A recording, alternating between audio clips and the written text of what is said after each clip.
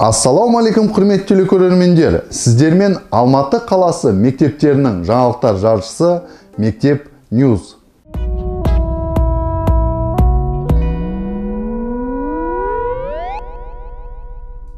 Бүгінгі бағдарламада Алматы қаласы білім басқармасына қарасты Бостандық ауданында орналасқан номер 81 мектеп гимназиясы жайында айтпақпыз. Мен Алматы қаласы Бостандық ауданындағы номер 81 мектеп гимназиясының ата-анасымын. Яғни осы гимназияда менің балам оқиды. Мектеп алды даярлықтан бастап, қазір міне 11-ші сыныпты бітірейін деп отыр. Бүгін осы аталмыш білім беру ордасында ата-аналарға педагогикалық қолдау көрсету жобасының аясында керемет аудандық семинар өтті. Ата-ана ретінде мен де қатыстым. Семинардың шеңберінде көптеген іс-шаралар жасалды. Психологиялық тұрғыда, педагогиялық тұрғыда, әлеуметтік тұрғыда әртүрлі сұрақтар қамтылды. Ата-аналарға бала тәрбиесінде қандай іс-әрекеттер жасау керек, мектеппен тығыз байланыс орнату мәселелері барлығы қамтылды.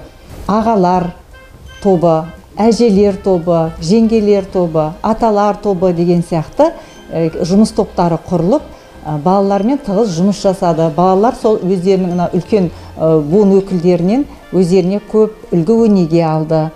Осы семинарды ұйымдастырған 81-ші мектеп гимназияның басшылығына, педагогтар ұжымына зор алғысымызды білдіреміз.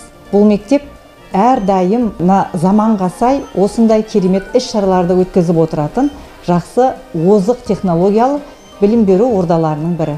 Бүгін мектебімізде орта білім беру ұйымдарында балалар тәрбиелеу мен дамыту жөніндегі ата-аналарға педагогикалық қолдау бойынша, әдістемелік ұсыным бойынша керемет бір шара өтіп жатыр. Жалпы алғанда, адамның үйлесімділігі дамуы ұлттық институтының ғылыми әдістемелік кеңесі ұсынған 15 тамыз 2003 жылғы номер 4 хаттамасы бойынша 2023-2024 оқу жылында Қазақстан Республикасының орта білім беру ұйымдарындағы оқу тәрбие процесінің ерекшеліктері туралы әдістемелік хат негізінде әдістемелік нұсқаулық хатта көрсетілгендей, 1 және 11 сыныптарда осы оқу жылында әдемі нұсқаулықты қолдана отырып, осы ата-аналармен педагогикалық қолдау көрсету мақсатында шаралар ұйымдастыра бастады.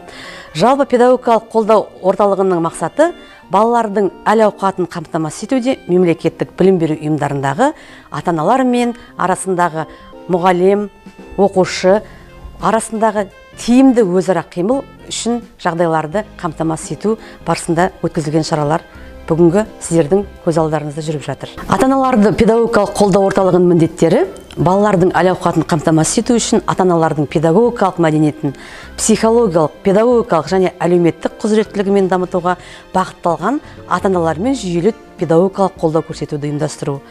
Осы педагогикалық орталықтың әдістемелік нұсқаулығын қолдана отыра, мектебімізде өтіліп жатқан шаралардың барлықтары да қыркүйек айынан бастап қолға алынған.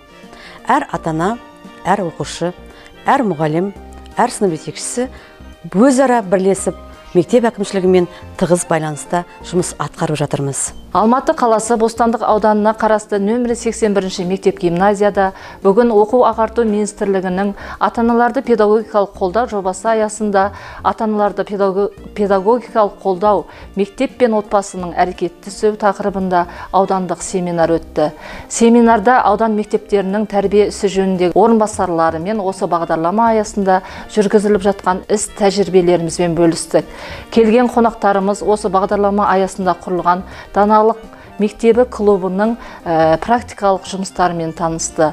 Мысалы, әжелер мектебі, аталар мектебі, жеңгелер мектебі, ағалар мектебі түрлі өзіміздің дәстүрімізге байланысты практикалық жұмыстарды көрсетті. Осындай шаралардың негізінде ата-аналарды педагогикалық қолдау өз нәтижесін беруде.